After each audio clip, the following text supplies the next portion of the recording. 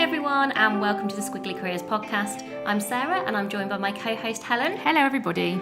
And it's January and today we are recording on the day of our book launch. Hooray! Which is a day where absolutely nothing happens. So as exciting as it is, we then realised that actually, we'll do the podcast, we're sitting in a WeWork, we might go to some bookshops to see if we can find our books somewhere and just play it very not cool and have our picture taken. Fun fact for you, Go on. It is 535 days since we signed our contract for the Squiggly career. Okay, you've got too much time in your hands. If you've worked that out, you have got too much time. I've not just done it in my head, I've done it intentionally because I've put it in something that you will see later on today. A teaser. I wrote an article today, which I've posted on LinkedIn if anyone's interested, about how we met 19 and a half years ago. Aww. And basically this book has probably been 19 and a half years in the making. Yeah, so there's no such thing as overnight success. And we are the epitome of that. Thank you so much if you're new to listening, or if you maybe just discovered us over the past few weeks. We're doing a new format for January, just for January, called Squiggly Career Stories, where we've interviewed a really diverse and interesting range of people all about their careers, just so that we get the opportunity for you all to hear, and we got the opportunity to meet some really fascinating people sharing their squiggles, their highs, their lows, their kind of everything in betweens. We hope you enjoyed the first episode with Emma and Levi last week. Give us feedback, let us know what you think, and we've got another episode coming up for you today with 3 people. But before that, just in case you are new to the podcast, we have had a few people say, wow, you've got over 100 episodes. It's really overwhelming, whereas we think of it as a good thing. But if you are trying to navigate your way through our back catalogue and think, I'm not sure where to start or which episodes might be particularly useful for January, I've just picked 3 that might be worth starting with, or I feel like might be particularly relevant this time of year. So episode 16, so really going back in time, we talked about how to find a new job. And I do know that as much as New Year doesn't have to always mean new you, it does often mean it's a time of reflection and thinking about what next. So that might be useful. Episode 25, building your dreaded, in inverted commas, personal brand. And I hope that we talk about that in a way which is meaningful and authentic and not too cringe. So if you're thinking I should do that, but I really don't want to, perhaps that might help. On our IGTV, so if you go to @AmazingIf on Instagram, the IGTV channel, I did a Squiggly career tip, so I do the daily tips on Instagram. I did one on personal brand as well that's got a little tool in there. So if you listen to the podcast to hear us talk about it, and head to the Amazing If's IGTV channel to hear me talk through a particular model that might be helpful. And then my last recommendation for this week is episode 55, which is how to get unstuck. Because I've been talking to a few people since the start of the year, and it's actually been a common theme. People at loads of different stages of their career feeling a bit stuck. They know they want to do something different, but they're not sure what's next or what that looks like. So those might be 3 just to get you started.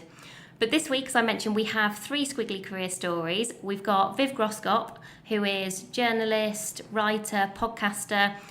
We've actually had her on the podcast previously talking about how to own the room, about public speaking. So that's a previous guest episode that you can listen to if that sounds interesting. But this is not about how to own the room. This is really about her journey, what she's done in her career. And she is just a really interesting person. And actually, you do find that people who are incredibly creative, I actually do think are naturally squiggly.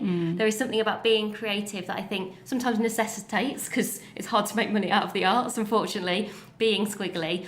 And she's really wise, so I think she's a really wise and kind of interesting person to listen to. And then I go on to talk to Roland Harwood, and we worked out when I was talking to Roland that we'd known each other for 12 years, and we'd kept coming back together in our own squiggly careers in different companies at different times and places. We kept coming back together.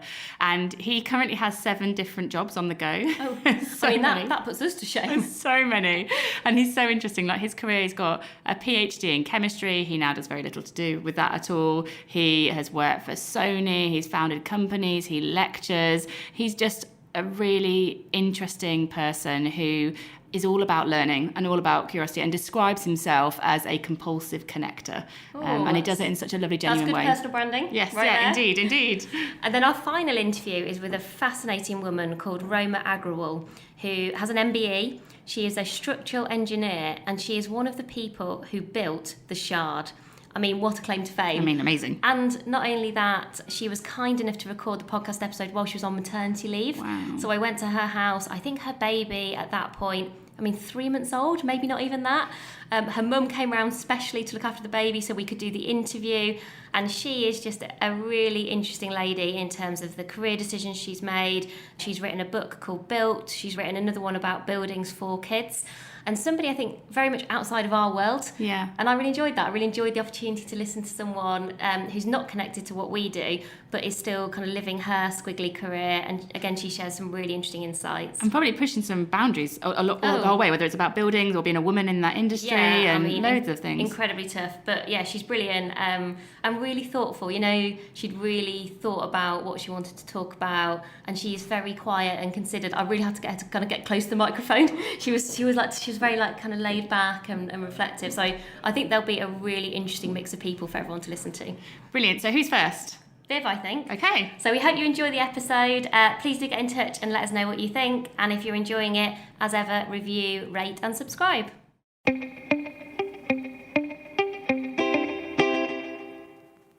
Thank you so much for joining us, Viv. Oh, thank you very much for having me, Sarah. And what we're going to do to get to know Viv a bit more, rather than, getting into some kind of usual long questions, we're going to do some quick fire warm-up questions. So, you ready? Yeah. What did you want to be when you grew up, when you were a kid? I wanted to be a writer or a stand-up comedian. Oh, wow. So you are living the dream. Well, I went a bit of a long way round at it, but yeah, I got there in the end. Amazing. One word to describe your career so far? Varied. Out of 10, how squiggly do you think your career has been? I love your podcast and I love the idea of the squiggly career. But in some ways, I want to take issue with this squiggly thing, because I think any interesting career is squiggly. And I think now all careers are squiggly. So I would say out of 10, how squiggly is my career? Kind of 0, because it's exactly how it should be. But also by some kind of old-fashioned standard, then probably 100 out of 10. One person who's inspired you throughout your career so far? I'm going to say Lucy Porter, who's a stand-up comedian, who was somebody who really helped me to make the transition from being a writer to a performer. And so dream job, you've got your dream job. So let's start with a week in the life of Viv at the moment. So you have lots of different things that you're doing. You've got your Own the Room podcast, you've got your book, you do actually a lot of presenting on kind of Radio 4, TV presenting as well. I've seen you do lots of very work-related things. I was watching you with Matt Britton from Google talk on stage. So is every week different, or do you actually spend the majority of your time doing one thing or another? It's very, very varied. And I've been freelance since 2001, so I haven't gone to work or really had a job in almost 20 years. And I took a redundancy when I was 27, I think. And I just got married. I didn't have any kids at that point. I've now got 3 kids. And I took redundancy from a newspaper job. So I started out working in newspapers and magazines as a writer and an editor. And when I took my redundancy, I thought, oh, this is great. This is going to buy me 6 months breathing space. Yeah. I'll do some freelance work and I'll probably start to look for another job. Because the redundancy that I'd taken was from the Daily Express, which was a paper I'd never wanted to work for. I hadn't really wanted to end up there at all. I hadn't been able to get a job on a paper I did want to work on. So I was very lucky to be able to be paid to leave a job that I didn't really want. That's a great scenario. Yeah, so I did that thing. I think what most people do when they go freelance is think, oh yeah, I'll try this for a while. And very quickly, maybe within the first couple of weeks, I suddenly realised, oh, this is what I'm meant to do. I'm not meant to work for other people. Yeah. I'm so miserable working in an office, being in a hierarchy, I hate having to do what anyone else tells me to do, which is a slight problem for adult life. But if you're freelance, you can control that quite a lot. So I embraced this life and started out as a freelance journalist. And then I would say my work as a freelancer was quite samey, as in I was writing, interviewing, I was doing bits and pieces of radio and TV as a journalist, but it was all very much classed under journalism. Travelling quite a lot as well. I was writing a lot of travel pieces, and then I worked for Russian Vogue as a contributing editor for 10 years from London, but travelling a lot to Moscow because I speak Russian. Compared to an office life, my life was really varied. But for me, it did get a bit samey, even that. And after about 10 years of doing that, I had a bit of a crisis where I had a regular column at the Evening Standard and I had a features contract at The Guardian, and I lost both of them at the same time. And they were underpinning a lot of my freelance work. And I knew I had enough work with other people to continue, and it wasn't that worrying, but it was a real moment of, oh God, am I doing the right thing with my life? Is this really working out how I'd hoped? Am I really happy? You know, when you have a job, you can blame other people for this. You can blame the manager, the company. Yeah, so I had no one to blame but myself, and I began to examine all the things that I hadn't pursued in my life that I really had wanted to, and stand-up was one of them.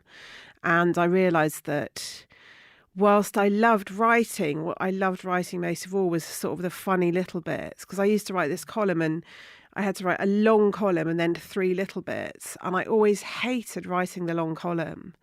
But the 3 little bits I loved. Almost like mini vignette jokes. Yeah. And then I realised, oh, wow, if I do stand-up, then I can just write as many of those little bits as I want. Yeah. And so, then I started doing stand-up, and that and how did that even cross your mind, I guess, in terms of, was it because you just loved comedy? You'd always loved comedy in your life, that you knew people who were doing that? Or was it just genuinely it had always been in the back of your mind? Yeah, it had always been in the back of my mind as something that I really wanted to do but didn't have the guts to do. Mm-hmm. So it was the career option that was too crazy for me to pursue. Yeah. And I mean, it was a big deal for me to become a writer. I was the first person in my family to go to university. I was brought up in Somerset, in a small town, very rural community, didn't know anybody from London, didn't know anybody who worked in media.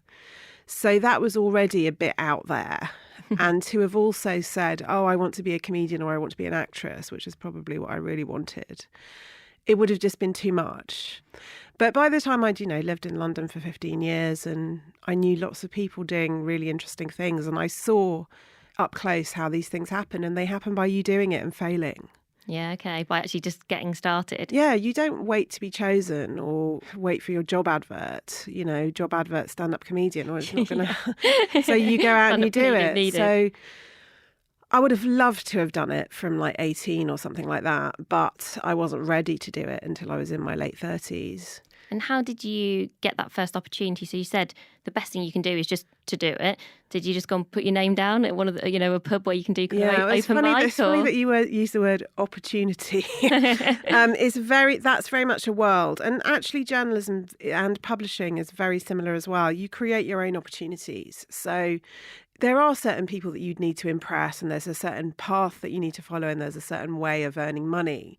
But most of all, you need to turn up and just do your thing. Yeah. So I started out doing workshops, and that's how you meet other comedians, and you meet lots of people who teach, often who have guided other people through the path of doing it. And I realised that lots of comedians you see on TV, they started out in workshops. Okay. And lots of people, they need other people to write for them, and sometimes those people come up through the workshop system. You start out doing that, and then you find out where all the open mics are happening. And you just do open mic. So you're kind of doing an unpaid apprenticeship in front of audiences. And there's no other way to do it other than that. I mean, some people get a lucky break and they might get a paid gig in the first 6 months. But a lot of people would do that for up to a year or 2 years before they'd even get paid. Do you remember now how you felt just before doing that first gig? Was it something that you obviously talk a lot now about owning the room, and you've met some incredible people as part of that podcast? Were you kind of really nervous? It felt really alien, or actually did it feel like, yes, I'm nervous, but this is what I'm meant to be doing? I feel quite comfortable. I'm enjoying it even. Yeah, I had a lot of ups and downs with it. And I wrote, my first book was called I Laughed, I Cried, how one woman took on stand-up and always ruined her life. And that was about doing 100 gigs in 100 consecutive nights as a way of overcoming that feeling of, this is too difficult, I can't go on. Because you have huge ups and downs when you first start, because you have loads of fluke nights where you think, oh my God, I'm meant to do this. This is amazing. Yeah. And then you'll do exactly the same thing the next night and it will tank. And you have to spend a long time working out why that's happening and getting yourself used to being in front of audiences. And then very quickly, I got asked to do things that were kind of above my pay grade in comedy because I'd had a background as a journalist. I worked for The Guardian and The Observer as a freelance for a long time, and I'd interviewed hundreds of celebrities, and I knew loads of people in the publishing world because I'd always reviewed books. And so very quickly I got asked to do Joe Brand's book tour, Graham Norton's book tour, Dawn French, Jennifer Saunders. And so I would be going on stage with people like that in front of 2,000 people. And you have to learn how to hold your own without taking up the space that they're taking up, because people have come to see them, they haven't come to see you. So I had to learn how to operate in those situations really quickly. And then doing my own performance, I was getting ready for Edinburgh, and I did 5 years of Edinburgh shows. And so you learn how to cope with loads of different performance scenarios, basically. And of all the things that you're doing at the moment, it sounds to me like you love variety in the mix that you have. What gives you the most energy? What do you look forward to doing the most? Or is it just the mix that is the thing that works for you? I really love doing live television and live performance. Oh, the kind of really scary stuff.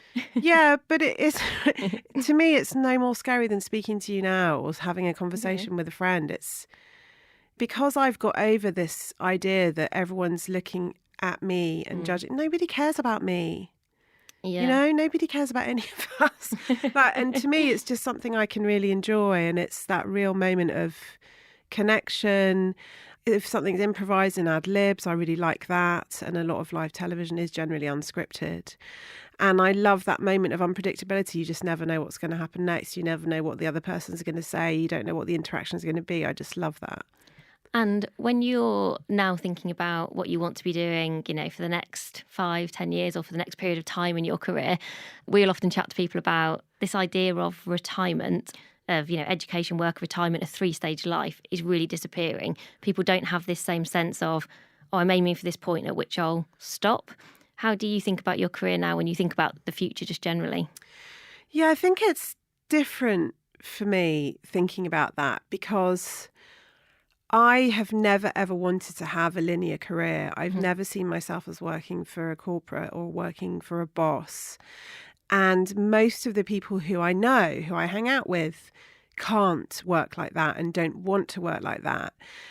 Ever since I was a young journalist, I was interviewing people in their 70s, 80s, 90s who were writing books or appearing in plays or whatever. I remember when I used to work on the Daily Express, I think I interviewed the entire cast of EastEnders at one point or another. Every week What a claim to fame. I'd be going up to Elstree to interview Dot Cotton and whoever else. So I always interviewed people who had not had linear careers. And so it didn't really strike me as something that mattered at all, because I saw that you can have many difficult periods in your life. You know, I've interviewed loads of actors over the years, and acting is a profession where you have to learn to cope with loads of fallow periods, because you can fall out of fashion for months or years on end, and then you can suddenly come back, you know, be in Game of Thrones. You know, that's actually happened to a number of actors, you know, who were huge in the 80s or 90s, and you didn't see them, and then they've got a massive role in Game of Thrones. So that's always inspirational to me, that there are lots of careers in the arts where that squiggliness is just inbuilt. It's just it, yeah. And with such a kind of varied and interesting career, and particularly given all of the incredible people that you've interviewed, spent time with, do you have kind of one piece of career advice for our listeners who are probably all experiencing Squiggly? Most people are going to have these varied careers that will change. I think the FT was saying that on average now, people starting off in work will have at least 4 or 5 different types of career, let alone different jobs or organisations or industries. What's your kind of overwhelming bit of insight or something that's really stuck with you from your career so far? I was told 2 things. One really useful thing I was told when I first started freelancing came from Marcel Dargy-Smith, who was the editor of Cosmopolitan through the 80s and the 90s. Amazing, old school, Devil Wears Prada kind of journalist. Brilliant. Incredible woman. She had ended up freelance after a really long and distinguished career as an editor, where you would have your own wardrobe budget, you would have your own chauffeur. And I've heard this from politicians as well and newspaper editors. When the music stops and the chauffeur's not coming to pick you up anymore, and you have to pay for your own clothes, and you can't charge your hair on expenses, that's not easy, right? So then you're out there with everybody else being squiggly, being freelance and hustling. And she said, manage your morale. So your morale is the most important thing about your survival as a freelancer, because if you get depressed, if you get despondent, of course we all get depressed from time to time, and there's absolutely no shame in that. And if you feel depressed for a prolonged period, seek help.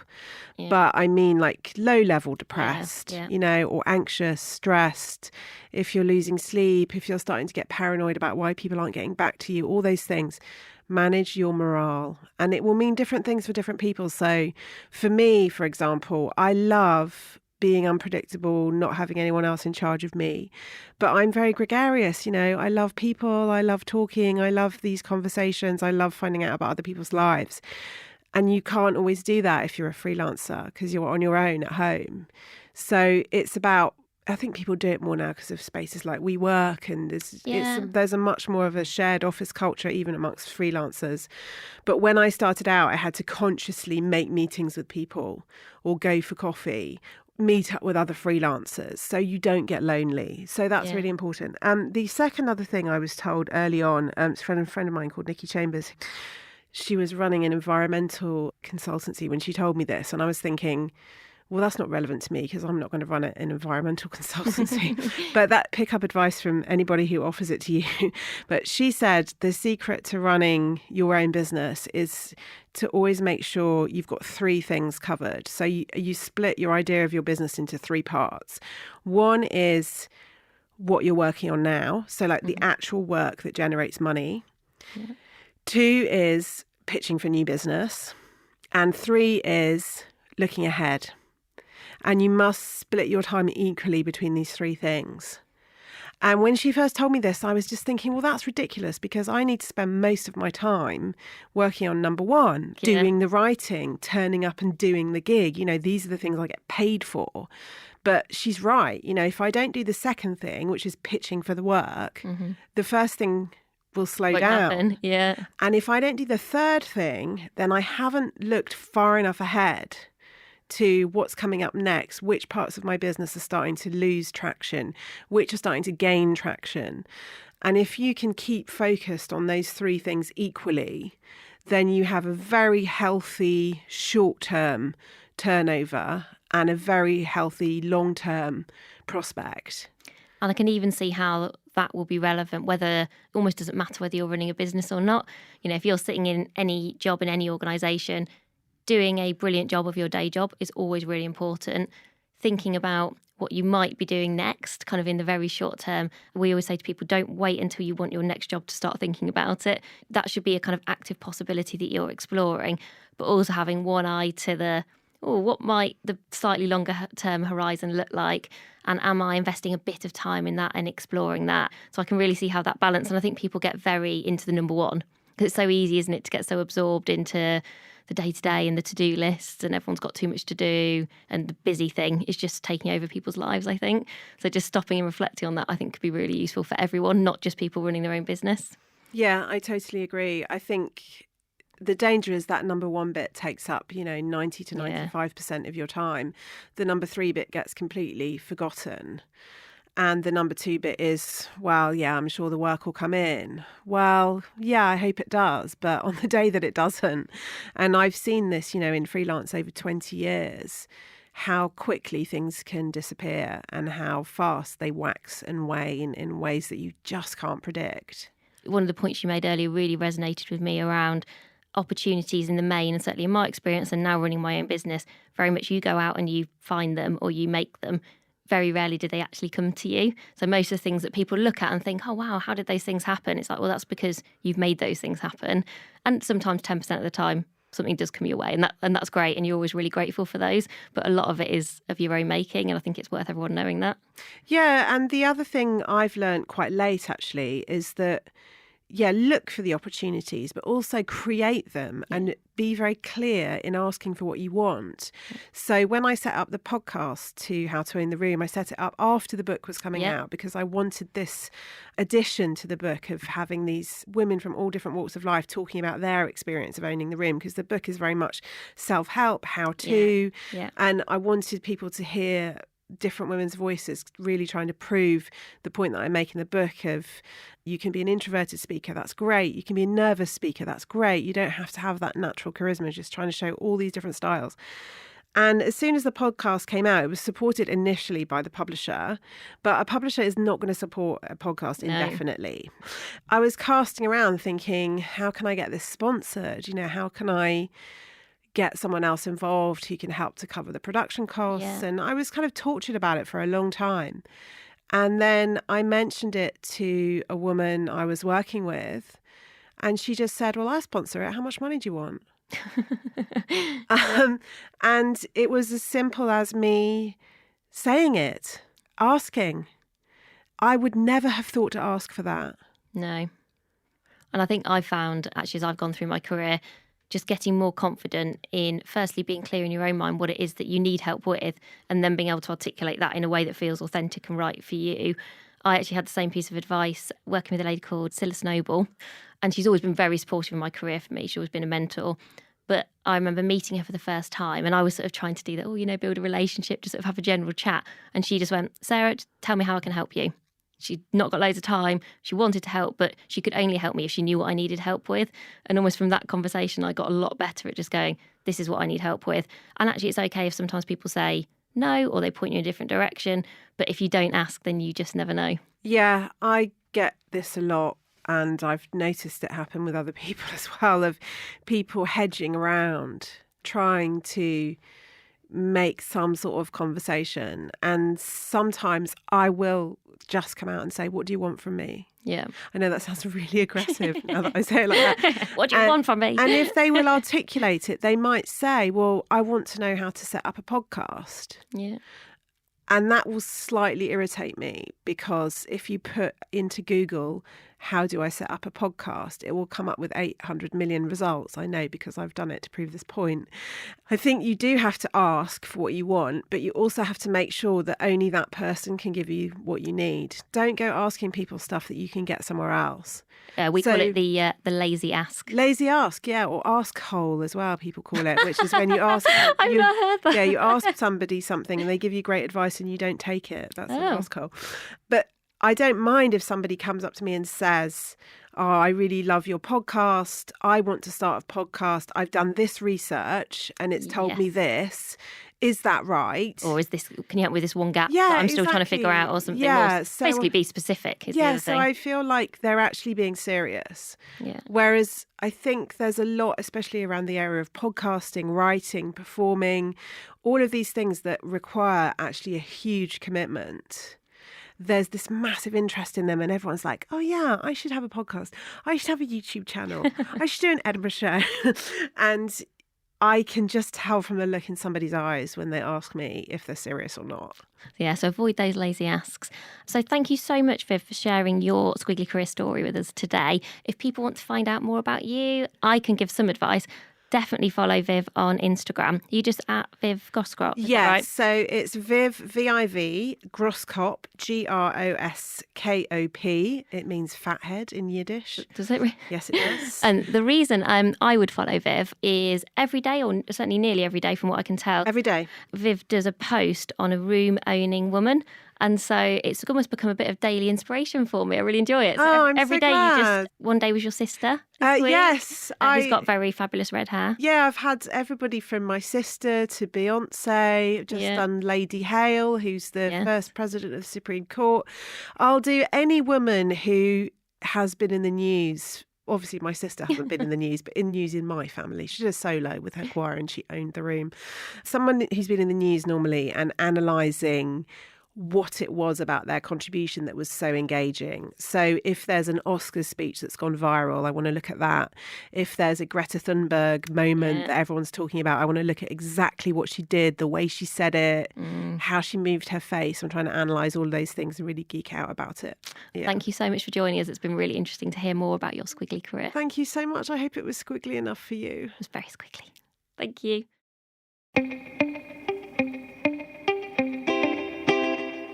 So hopefully you enjoyed hearing all about Viv. Now we're going to go on to my conversation with Roland. Hello, everyone, and welcome to another Squiggly career story. I am delighted to be joined by Roland Harwood. Hello, Roland. Hello, Helen. I have known Roland for how long? Like 10 years? I'm going to say 12. Do you think, oh, really? Yeah. That sounds very exact. Well, it's all about confident delivery. Yeah, definitely. So Roland and I have met at like various points in our joint squiggly careers. Indeed, like either I've been doing a different role or you've been doing a different role. But I've always gravitated back to Roland for Roland's ideas, inspiration, thoughtful approach. I just feel like we always have curious conversations at different points in our squiggly careers. Oh, thank you. Right back at you. Yeah, and I just think a perfect person to talk about squiggly careers and journeys and what we've learned on today's episode. Okay. So, Roland, you describe yourself currently as a compulsive connector on LinkedIn. What is a compulsive connector? Compulsive connector is somebody who loves talking to people and making connections between people and ideas. It's also a two-word way of saying that I do lots of different things, which is too long to put in that first top banner in LinkedIn. So people can get a bit of an introduction to your sort of career. Let's do, what was the very first paid employment you had, however old that was, your first paid employment, and then let's do kind of what you consider your main employment today. My first paid employment, I'm very proud to say, was as a milkman. Oh, really? When I was 10 years old, I got paid £1 a week. Wow, you went early. I went very early. I was doing it for love, not money. Probably not legally early, right? It certainly wouldn't be now. Used to help the local milkman. Okay, and then where are you right now? Where am I right now? So I'm doing about 7 different things. Okay. Shall I list them? Yeah, do. So I'm founder and CEO of a collective intelligence community called Liminal. But I'm also managing director of a very interesting Canadian software company called Iovia in Europe. I'm visiting lecturer at 3 different universities, and I'm a trustee at 2 different not-for-profit organisations called Participatory Cities and Hollis. I mean, I feel like I need to take a deep breath. So do I. So do I. That's interesting. We know. So your point, so do I. Does it feel like a lot? Yes and no. I mean, I guess I've got a lot of interests and a lot of curiosity, and by doing all these different things, it helps me to kind of satisfy that in many ways. One of the things when I haven't spun quite as many different squiggly opportunities as that at one time, but when I was at Virgin and Microsoft and I was doing Amazing If and a couple of other things on the side and also my job, what I found was that they really supported each other, and I would either be meeting people or generating ideas and I'd be able to bring them into my day job, and it all just seemed to kind of support each of the different things I was doing. Do you find that across those 7 different things? Well, yeah, this is coming back to the sort of compulsive connection. I see you make connections between the things that you're doing which don't seem apparent in advance. So my wife, for instance, is trained as a social worker, works in that kind of line of work. And we talk about our work occasionally, not that often, but, you know, there's weird parallels between what she's doing and what I'm doing. Likewise, in all the many different things that I do, you kind of see connections because you're doing them in close proximity that you wouldn't otherwise see. So, yeah, lots of benefits, lots of connections to learn from. And did you start Squiggly beyond the job of the milkman? Or did you become Squiggly? As in, did you kind of go, do you know what, I always want to have a career where I'm at the same time working on multiple things? Or has that happened over time? So until about the age of 23, I became increasingly more and more specialised through education. So I did an undergraduate degree in physics, then had a couple of years out doing music, and then I did a PhD in sort of applied physics, basically. Of course. So I then became incredibly specialised in a narrow sliver of science.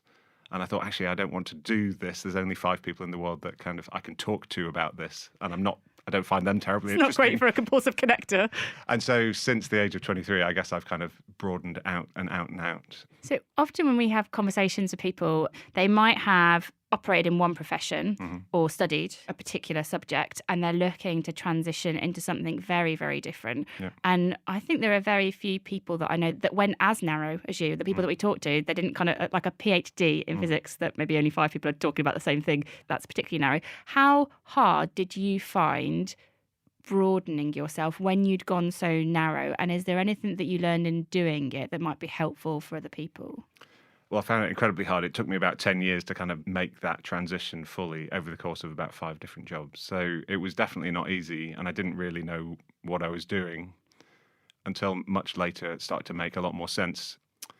It's perhaps worth just adding that my PhD, which was kind of the most specialised bit of my education, I was partly doing that because I was playing in bands and I was enjoying music. So it's kind of allowing me to continue that. So even then, I was still had a significant side hustle. Okay. graduating with a sort of very specialist degree, the choices to me at the time, this is the mid-90s, I'm 45 now, the choices on the table were become an academic and earn no money, but sort of do it for love, or go into the city and earn tons of money. And I may well be retired by now had I gone down that route, but I wasn't terribly attracted to either of those. My parents and family are academics, so I sort of knew what that was like, and I wanted to take a different path.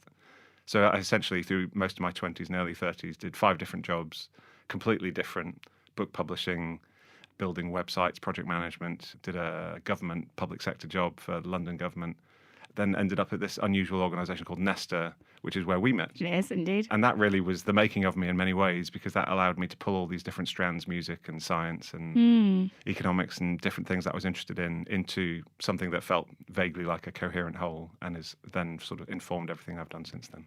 And during those 10 years of finding your way through like those squiggly opportunities, did you feel like happy and exploring, or did you feel a bit confused and lost? Mostly confused and lost. I remember very vividly my 30th birthday, actually. Got very drunk with lots of friends. It was a fun evening, but it was also with a bit of a hangover and all the rest of it the next day.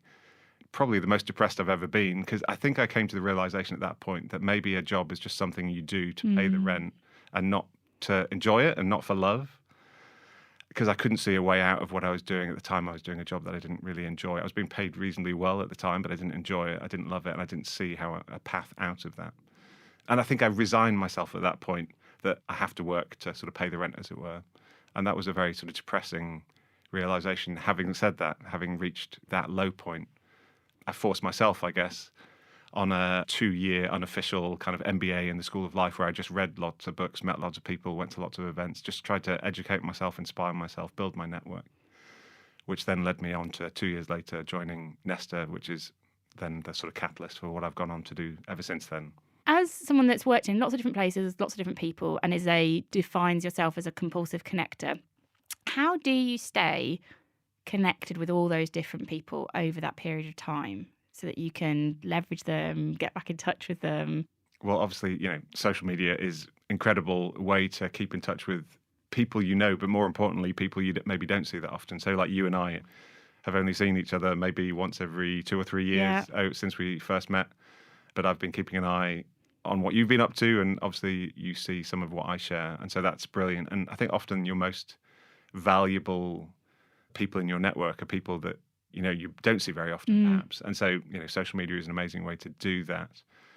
I spend a lot of my time just having random coffees with semi-random people, and I just love that, and I get energy from that. And I've sort of, I guess, constructed a career now that permits me to do that and gives me some legitimacy that that's an okay use of my time. And do you identify as an introvert or an extrovert? Whenever I do those kind of Myers-Briggs style tests, I'm always slap bang down the middle. Oh, an ambivert. I'm an ambivert. Ah. Yeah. And obviously it depends on context. But I quite enjoy big social settings, chatting to lots of people, being a bit buzzy around the room. At home, I'm the quiet one. So yeah, it depends on the context. That is actually sort of the reason for my question, because I've seen your events that are like 100% open. They're quarterly different events, loads of people in a room. And I've seen buzzy Roland there. And then I've also seen reflective, thinky, one-to-one Roland. So actually I can see how you can adjust to each of them. Yeah. But I think your ability to have conversations in different contexts is probably what makes you very talented as this compulsive connector as well, because you have that ability to go both ways. So in this, all these twists and turns, and you mentioned kind of that point of like drinking and having a happy night and a rather sad morning. I don't know if that's a low, but what would you describe as the squiggly career low? So yeah, that was definitely a low, but that kicked me into finding out what I was interested in, which broadly I would class as innovation and transformation and change. So I ended up at this organisation called Nesta, where I did a whole bunch of stuff, and including where we first met. And that allowed me to create a company called 100% Open, which I've spent the last 9 years of my life building, and very proud of that. So that's kind of my high, essentially, is building 100% Open over the last almost decade. I've got some specific examples that I'm particularly proud of. Probably the number one is the Lego Ideas community, which is now about 1 million people coming up with ideas for Lego products, and every single one of them sells out.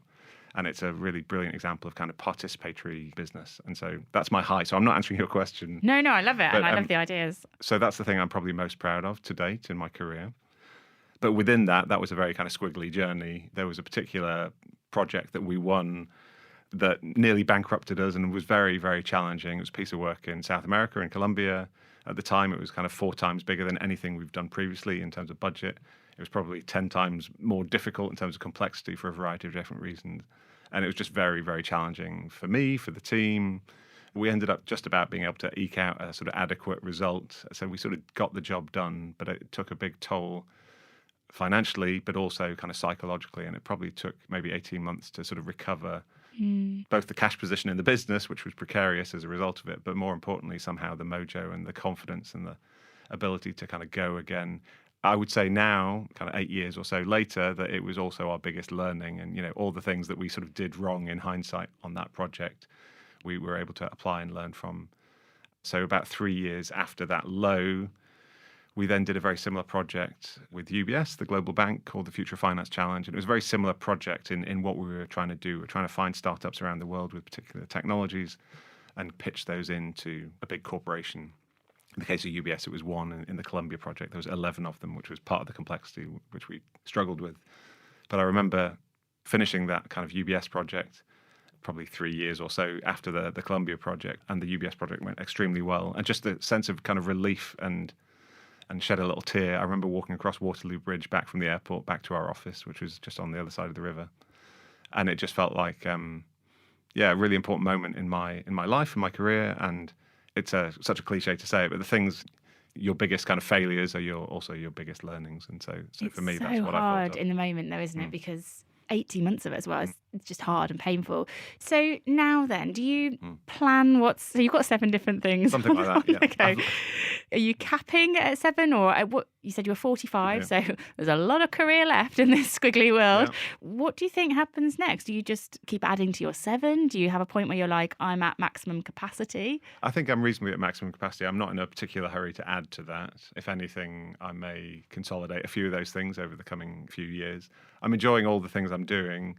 And so if I can fit them all in around other things that are important to me, family and friends and hobbies, etc., then I will continue to do that. So long as I'm learning, that's my kind of number one motivation for doing anything. Yeah, there is a lot of career left. I don't really believe in the concept of retirement. So I think I will be working for a long time to come, hopefully making decisions based on love rather than money. Yeah. And that's my 2020 kind of decade-long aspiration, is to be making decisions based on love rather than money. Yeah. And I'm made good progress towards that, but not entirely. So that's kind of where I want to get to. And one thing we've not really touched on yet that I'd love to support. So the support network that you've built around yourself during your career, mentors, sponsors, coaches, whatever it is, what has that looked like for you? I don't think there's a kind of single pivotal kind of influential figure that I can point to that has kind of led me through that. A lot of it has been quite self-directed. Having said that, I would say I've got millions of mentors, really, as in I spend a lot of my time talking to various people, and I think I always learn something from those conversations. And so I guess I treat every conversation as a kind of an opportunity, maybe for me imparting a little bit of kind of wisdom, but also learning from the people I'm meeting with, whoever they may be. I'm very close to family, so definitely people in my sort of immediate circle of friends and family I would consider as mentors. There's now with Liminal, which is this community of 65 people that I've launched last year. In some ways, I would consider all of them to be mentors in different ways and a co-mentoring community, I guess. So I'm trying to construct an environment where we can all kind of help each other as well as help ourselves within that. So yeah, not a single person I could point. I mean, there's certain names I could name, but if I start naming individuals, then I'll... You have to name 65 or more. Possibly hundreds. And so I don't think I want to kind of just start naming individual people. But yeah, definitely people that have been influential on my career at different points. But yeah, generally different people, not a single set of people within that. I think what's interesting, again, when we talk to people, sometimes people will say, I need to get a mentor. Yeah. Like it's this singular person that can resolve every career conundrum or development need that they've got in a one or a series of conversations. And we kind of look for meaningful mentors and of the moment mentors. A meaningful mentor could be a relationship that I have with you over a period of years. You see me grow and develop, you know me, you can impart wisdom in lots of different areas. You're Yeah. kind of invested in me for the long term. That would be sort of like a meaningful mentor.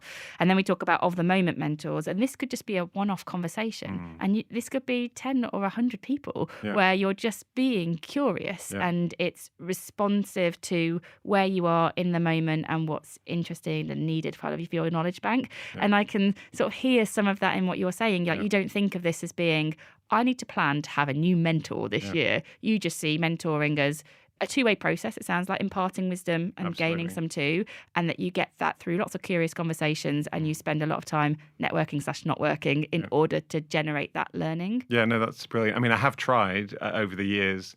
There have been points where I thought, so when I set up 100% Open, I thought, right, I haven't done this before. It's my first company. I need some mentors to sort of navigate me through it. I did find a few people who were brilliant in their own different ways. So one of which was Rory Sutherland, who's a very entertaining... Great mentor.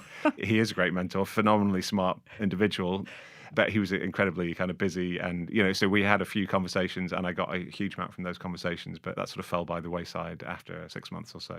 I think I tend to wear my heart on my sleeve a little bit. I was reflecting the other day on a bit of feedback I had in one of my earliest kind of performance appraisals in one of my first jobs. What I've noticed about you, Roland, this is my boss speaking at the time, she said, you're not sufficiently good at bullshitting. When you don't know what you're talking about, you're not sufficiently good at sort of hiding that you don't know what you're talking about. And at the time, I thought that was very strange feedback. And I sort of know what she meant within the context of the organisation we were working within. There was quite a lot of sort of bravado and bullshitting, shall we say. And so that was, I guess, an important skill within that framework. I think I'm still to this day, 20 years later, not great at that. And a final area for you, because you mentioned two words that I think are particularly important in Squiggly careers, which is reflection and feedback. Yeah. Do you do either of those things consciously? I do. So since I left 100% Open, which was nearly a year ago, I've tried to do 15 minutes meditation every morning. I've got 3 kids, and so it's kind of crazy in the mornings, but once they're off to school, etc., so long as I'm not kind of rushing into town. Is it a particular meditation style? No, I sit on the sofa and it's a combination of catching up on a little bit of sleep, but also focusing on the breath. And then on a slightly more macro level, I try at least twice a year to sign myself up to a course or go to an event or something which is just learning time, exploration time, what have you. And I mean, I've been doing that for 10 or 15 years. I think I heard Sarah, your co-founder, talking about wanting to go to the Do lectures. Yes. And I did that back in 2012, and that was brilliant. So every year, probably since then, I've tried to do something a bit like that. Do you know what you're going to do this year? I've got a few options, yeah. Okay. But I haven't quite decided yet. Okay, so it's not booked. What did you do last year? Last year I did 2 things, actually. One was I went, the School of Life? Yes. You know the School of Yeah. Life. They do a kind of week-long greatest hits. So I went along to that with 15 other people from all around the world, and it was called their summer school. That was great. I really enjoyed that. Well, actually, now that I think about it, I did 3 things. So one is I refreshed my kind of facilitation skills with a wonderful guy called Johnny Moore, who's another one of my 150 or so mentors, who I've known for many years, and he runs these brilliant courses around creative facilitation skills. So I did that, and then the third thing was I went along to a sort of fairly curious but really interesting gathering in November called Base Camp, where Yes. a guy called Chris Katana, who wrote The Age of Discovery, who is sort of TED speaker, Oxford Business School, big name in the kind of business school world, and he sort of corralled this interesting gathering of people in Toronto 2 years ago and in London late last year to reinvent the skills and capabilities and resources we need to tackle the challenges that lie ahead. It was very interesting. I really loved it. It's a very Roland thing. It's a very Roland thing. So I don't think it's for everybody, but it was great. So to end Yes. our lovely, winding conversation through your lovely Squiggly career, what is your best piece of career advice for our listeners? So, well, the 2 things that immediately sprung to mind that have worked for me, the number one driver of any decision I've made in my working life has been, where can I learn the most? Who can I learn from? So is there somebody involved in this endeavor, a boss or a colleague or somebody who has skills or a life that I admire or I feel I can benefit from and learn from, and working with them in some shape or form? So that's been my number one driver, is my quest and thirst for learning. But sort of combined with that, and I heard this horrible word recently, optionality, which I don't think I want to use. But anyway, keeping your options open. So, if I take this step, what options can that present? We live in such a sort of uncertain times where who knows where the world will be and where we will be in 1, 2, 3, 5 years' time. So something that gives you options and routes forward. I don't think that's necessarily great advice for everybody, but for me, that has, as the years have gone by, has kind of reaped rewards by being a bit more proactive, thinking about the possible options that a particular role or opportunity could lead to. We often talk about having career possibilities rather than career plans, and actually having lots of curious conversations to create those possibilities. Yeah. So maybe possibilities might feel more Roland than optionality. Yeah, definitely. I like that, possibilities. Thank you so much for your time. I hope Thank you. that as our Squiggly careers continue, we can keep coming back together at different moments and seeing kind of how we can connect and share and learn from each other. I have loved learning from you ever since like Nesta days all the way through to this conversation. Oh. Thank you very much for being part of my network and hopefully one of my kind of mentors through that process as well. Thank you. Thank you, Helen. It's been great.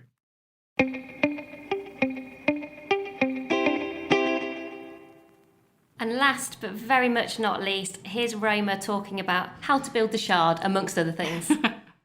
So Roma, firstly, thank you for joining us today. Thanks for having me. And so quick fire questions so that people can understand a little bit more about what it is that you do. Going very much back in time and very relevant for you given you've got a 3-month newborn, which is amazing that you're able to even articulate anything after that period of time. But when you were a kid, what did you want to be when you grew up? I always wanted to be an astronaut, and I killed that dream off when I realised that I was scared of roller coasters. Right, okay. I could see how that'd be an issue.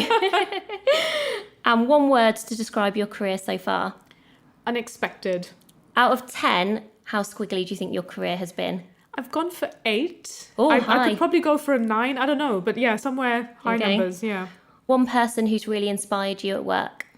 I would say Emily Roebling. And your dream job, you've got to work. What would it be? I've said TV presenter at the moment. I Ooh. would love to present documentaries on engineering. So let's start with a week in the life of you so we get to learn a bit more about what your squiggly career looks like today. I think we're probably going to have to do 2 versions of this because you've got sort of today as in right now with a 3-month-old baby. So let's talk a bit about mat leave and how you're finding that. And then we'll do maybe what it was like before the baby arrived. So last couple of weeks, has it mainly just been feeding, trying to get some sleep? Yeah, that you've summed it up. So it's feeding, nappies, sleep, repeat, Yeah. something like that. Yeah. You mentioned to me before we started, you've been fitting in a little bit of work. What sort of things have you been doing? Trying. I did give myself about 7 weeks before I did anything. Okay. And what I'm trying to do at the moment is little bits of my media side of career. So, we can talk about the fact that I've got these 2 parallel careers going on. They're both quite different. They're linked. So my day job I've left behind for now for about 9 months. Yeah. But what I'm trying to do is to keep the second strand running. So I've done a couple of podcasts. I did a lecture last week. I'm applying for some grants to make more podcasts for myself. But those things are hopefully a little bit more flexible. So I can feed Yeah. it around the very flexible sleep routine that my little one currently has. Yeah, I think if there's anything that teaches you about flexibility and the need to sort of let go of plans, it's having a newborn. So let's talk a bit about your day job. So 9 months ago, what does the day job look like so you're a structural engineer. Yes. Most people listening, and actually certainly women listening, very unlikely that you're a structural engineer. I think 90% of structural engineers are men. What does that actually mean to be a structural engineer? Right, so in really simple terms, it's my job to make buildings and bridges stand up. We study the different forces that nature throws at buildings. So in the UK, that's mainly gravity and wind. In other countries, you add earthquakes or flooding or other things like that to it. And then we do maths and physics, and we design a skeleton for a structure. And everything that comes around that skeleton is almost the architecture of the building. But really, these visions of these beautiful curvy or whatever tall buildings or whatever you might want to create, they wouldn't exist without a structural engineer being involved. So that's been a really incredible thing to be a part of. And I spent, I would say, the first sort of 10 to 11 years of my career purely doing, your kind of structural engineering job. And now I've started doing a slightly different role, which is right at the front end of a project. So before the project even exists, how do you actually create the project? So it's about speaking to developers, to speaking to local councils, people that have land, people that might be thinking about buying land, and then trying to come up with a concept and idea of how we can actually make that work. And then getting the paperwork and contracts and, the complicated things in place, create the project, and now I kind of pass that on to engineers to design. So I've just kind of shifted focus Okay. on the phase of the project, I would say. And how did you even kind of get into structural engineering? Was it something that you discovered while at university? Do you know other people who've done that sort of a job? There aren't loads of female role models, certainly that I could find out there. So my path into structural engineering was squiggly, so Of so course. a good story to tell you now. I grew up in America and India, and particularly in India, there was a huge emphasis on studying maths and science, probably to the detriment of English and history and Right. other subjects like that. So it's almost the opposite way round to the UK. So it was very normal for me to like maths and physics. I moved to the UK and then did almost like the textbook A-levels for engineering, although I do stress that there are no textbook Right. A-levels for engineering. You can do a big range, but I did maths, physics, and design and technology. And I did that at a girls' school in North London, which was really, really good, amazing teachers. But somehow, no one ever thought to suggest to me that I might consider engineering as a career or as a degree. So I went off to study physics, which was really promoted and encouraged at my school. And I loved it. But at some point, I felt like I was just sitting either with a pen and paper or on a computer screen and doing this amazingly interesting work. But I wanted one more step. I wanted to get from the theoretical side of things to actually making something. And it just so happened that I was trying to earn some money over the summer, and I worked within my physics department in what they call the design office. They were mechanical engineers, and they were designing equipment that physicists would use in their experiments. And that just kind of hit me. Light bulb moment. Yeah, light bulb moment going, wow, you can use maths and physics to create real objects. And I said, right, this is what I want to do. So I literally picked up the prospectus of Imperial College and I flicked through it and I said, oh, I quite fancy the sound of structural engineering because I had an interest in architecture. I actually emailed the course director and had a conversation with him. I went in to meet him and I said, I've got this physics degree. Would you even consider letting me do this master's in structural engineering?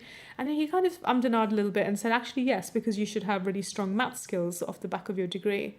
And so I got admission to that course. It was a one-year master's, and I was the only person on that entire course that did not have an engineering undergraduate degree. And in fact, most of the people on that course had been working as engineers. So that was a bit of baptism by fire, as they say. Yeah. And let's talk a bit about, you almost have two careers at the moment, kind of in parallel. Yeah. So alongside the kind of day job of structural engineering, what does the second squeal look like at the moment? So it's been an amazing journey, and it's not one that I planned at all. So I spent, I think, the first 6 years of my career doing my structural engineering work, really loved it. And that involved doing technical stuff, whether that was hand calculations or doing stuff on a computer, models, going out to meetings. One thing I learnt quite quickly was that engineering requires a lot of communication skills and being able to relate to other people and getting out there and talking. And I did that. And then I worked on the Shard for 6 years, which was very exciting. And I was probably one of the youngest engineers on that project. And then my career grew as the building as the Shard grew. Yeah. What happened was that me and my colleagues started getting invited to speak about our work on the Shard. So I started off doing really technical lectures that were like an hour long about the type of steel we use and how we did the concrete and how we built the basement. But then slowly but surely I started getting invitations from schools and from women's groups and from universities, because I was a little bit different. So I think I was about 25, 26 at the time. And I was then being asked to present to 5-year-olds. Now, clearly... Quite a different audience. I had to find a different way of communicating what structural engineering was and how we built the Shard to 5-year-olds. And that's where it all started. So I started doing presentations to all sorts of different age groups, to people who didn't have technical backgrounds. And then I thought, well, actually, I really love this communication aspect. Somebody actually came up to me and asked me if I'd ever thought about writing a book. And I said, that sounds like an absolutely horrendous idea because I don't like writing. And I just said, this is a terrible idea. But as these things happened, so over 6 months, it kept percolating and I started getting ideas and I got a little bit excited about it. And I think the way they sold it to me was, well, think of all the presenting and the presentations and the speaking engagements you can do. What I didn't realize, it would take 4 years to get there of writing, which was really difficult. So anyway, I wrote the book, which is called Built. And that came out in February last year. The paperback came out earlier this year. And then my publishers, Bloomsbury, asked, well, actually, we love Built.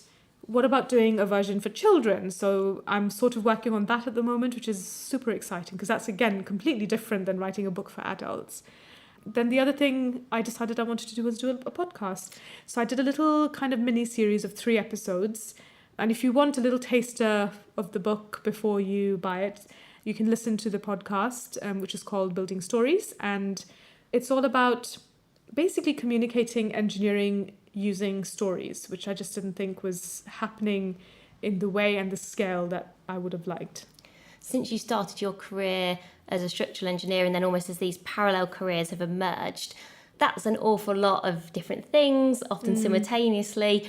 And one of the things that we talk about with Squiggly careers is, at their best, I think they can be full of freedom, opportunity, creativity in its broadest sense. And when people are really thriving, I think careers today can give people so much fulfillment.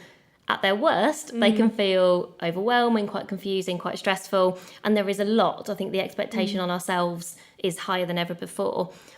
When you kind of reflect on kind of your years of working, sort of 14 years working so far, is there a particular couple of high moments that you kind of go, oh, that was a real tipping point where I started to get a real sense for what I loved doing the most? Yeah, so I would say earlier on in my career, standing on the top of the Shard, the first time I stood up, there's a floor That's plate. a pretty incredible thing to be able to say. There's a floor at level 87, which you can't actually access anymore. If You've been on a secret floor. On a secret floor. That was pretty cool. And I think I was up there with one other person. And so it was a very serene moment. And I was very conscious of the fact that I was standing on the tallest man-made structure in Western Europe. That's not strictly true because the Eiffel Tower is a bit taller, but I don't know if you can get that high. To the highest bit of it, So that felt really, really special. And I think in terms of the other Squiggle, my book launch was a real high point for me, especially because it had been so difficult. I found writing so incredibly difficult. And also the whole process, like you said, because I was trying to do my day job and write at the same time. And I was doing 40 presentations a year at that point in time as well. It was stressful. Yeah. And quite overwhelming. So during the course of your career, I know that a lot of people will be listening thinking, wow, she's really incredible. She's done all this amazing stuff, worked on the Shard, obviously academically really strong, done all these brilliant things like podcasts and writing. There must have been some tough moments along the way. When have you found it hard, or when has something just not gone to plan that you have really had to kind of build your resilience or bounce back from? Because I think the thing I always talk to people about is, certainly in Squiggly careers, I never see anything that gets anything close to an overnight success. People have usually worked really hard. Things haven't gone to plan at some point, but they've come back and they've kind of been determined. So what would those moments been for you? Yeah, so I mean, I'll do a little one and then a big one. So I would say the little one was a little bit what we've talked about before, which is just being overwhelmed with the amount of stuff that was happening, the time management of it, the fact that I was trying to write a book while working 5 days a week. And I quickly realised, because I was getting migraines, I was ill, really stressed, and this was clearly not working. So the way I got around that eventually was to drop down to 4-day weeks with my day job. Yeah. And that made a world of a difference, because it meant, Monday to Thursday, I could focus on that thing. I would still be, hanging off the tube during rush hour doing my research for the book, reading stuff and post-its and things. But then I would put that away, do my job, come home Fridays. I would sit and then consolidate everything I'd read during the week. So that really helped me going part-time. The second one, which is really tough, so we've mentioned my 3-month-old.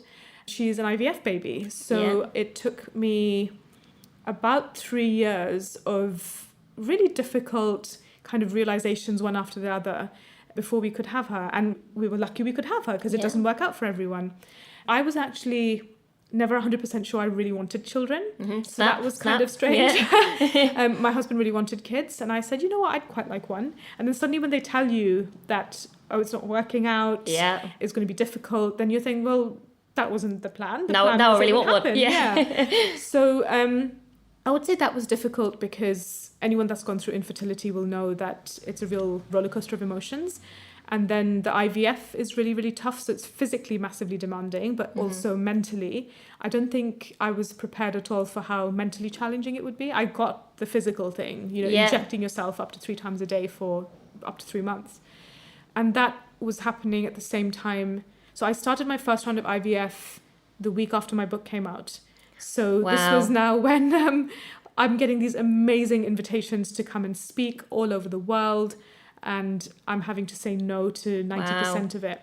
So that was really hard. So it was hard to kind of go through the actual process itself, but then also to give up what I felt was a huge piece of why I wrote the book in the first place, which, you know, these opportunities to go and speak. And I basically had to keep reminding myself that it's fine. If it doesn't happen this year, I can go to that place next year or the year after that. And that patience, which is not one of my strong suits, was definitely tested and challenged. And to be honest, it's still happening. But now I have a baby, so it makes it completely mentally different because I have the baby. Whereas with IVF, you're going through this horrendous thing and then saying no to the stuff that you love doing. So that's really difficult.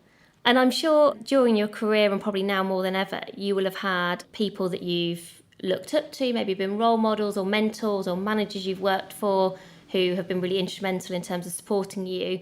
And you mentioned somebody at the start of the podcast. Yeah.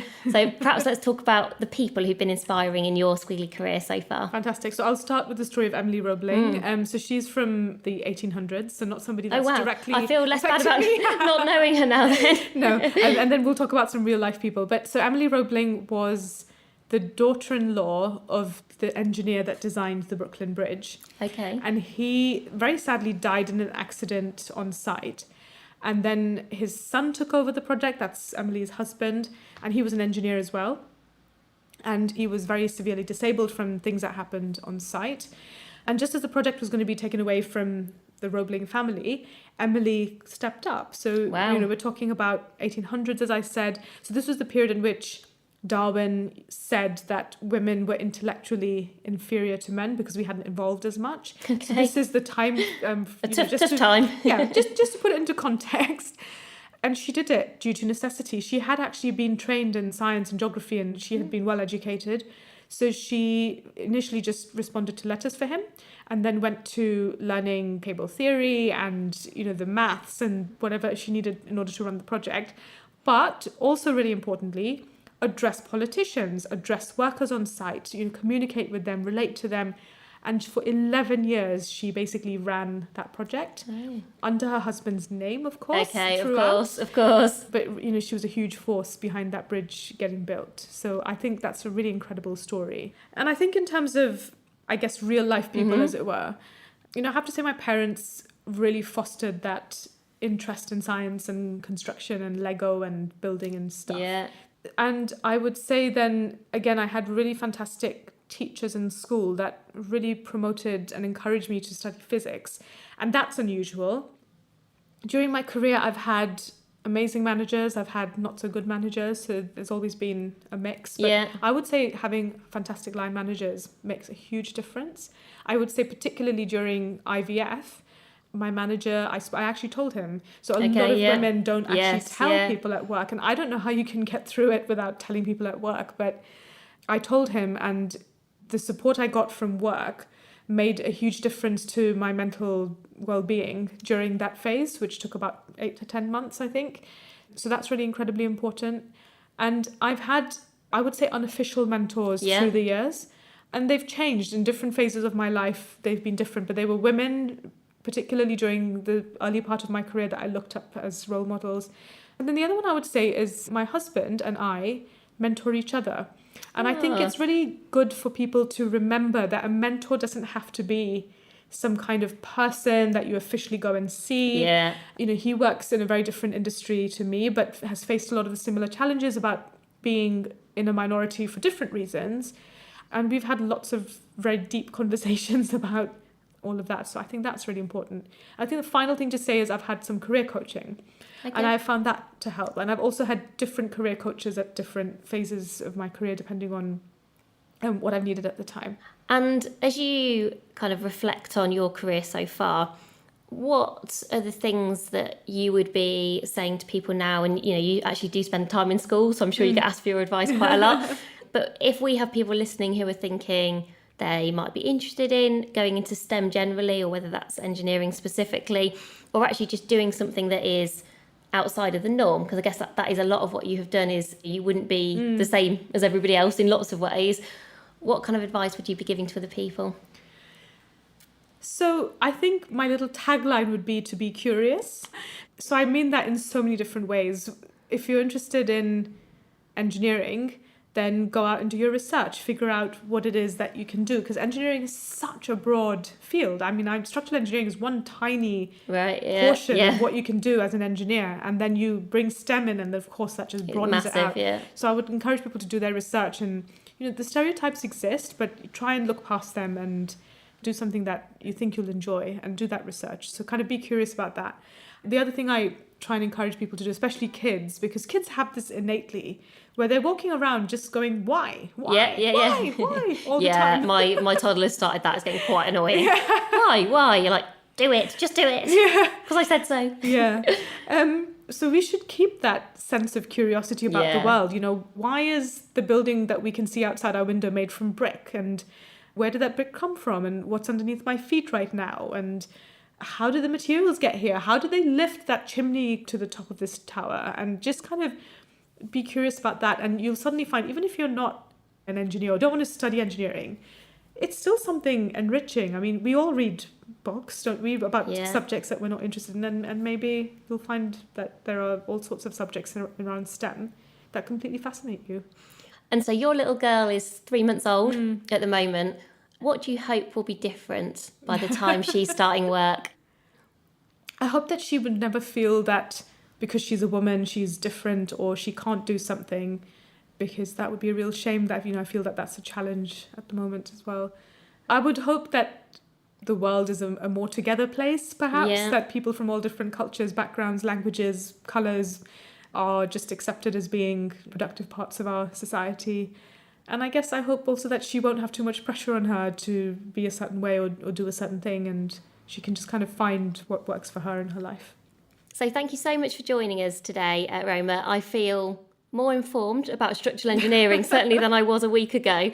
If people want to keep learning and staying curious about you and the work that you're doing, where can they go to find out more? Great. So I am Roma the Engineer. So not Bob the Builder, but Roma the Engineer. And you can find me so I have a website, Twitter and Instagram that all are Roma the Engineer. My book is built, so you can find out more about that on my website, or I'm on different book buying websites or bookshops. And if you're interested in my podcast and to listen to the 3 little episodes that we've done, that's called Building Stories. And again, there's a website, there's Twitter and there's Instagram. So Building STPOD.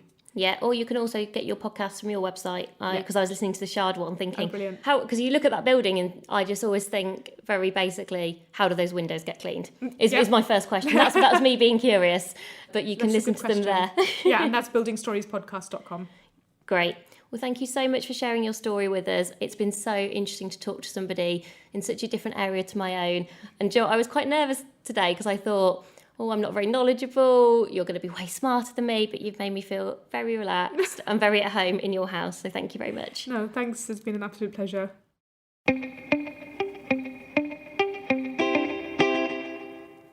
So that's the end of this week's podcast and the second in our Squiggly career stories. We are back next week for another one, and we have 2 more fantastic people who are going to be sharing their stories with us.